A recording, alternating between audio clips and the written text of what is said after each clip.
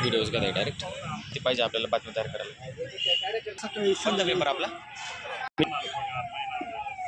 आपल्या चांदवडचा कंटिन्यू बातम्या असतात.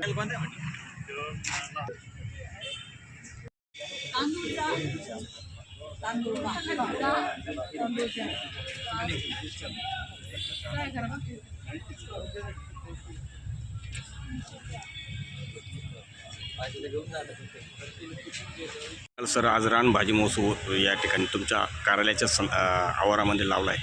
आज तालुका कृषी अधिकारी कार्यालय चांदवड यांच्या वतीने रानभाजी महोत्सवाचं आयोजन तालुका कृषी अधिकारी कार्यालयाच्या ट्रेनर्समध्ये आम्ही केलं होतं. त्याच्या पाठीमागचा सगळ्यात महत्त्वाचा उद्देश असा की ज्या दुर्मिळ होत चाललेल्या आणि आरोग्यदायी अशा रानभाज्या आहेत त्यांचं महत्त्व लोकांना पटवून सांगणं आणि जे ग्रामीण भागातले जे शेतकरी या रानभाज्या विक्रीसाठी त्या ठिकाणी त्यांना प्रोत्साहित करणं, जास्तीत जास्त लोकांपर्यंत जर या रानभाज्यांचं महत्त्व दिलं तर त्याची विक्रीला प्रोत्साहन मिळेल आणि शेतकऱ्याला त्याचा फायदा होईल.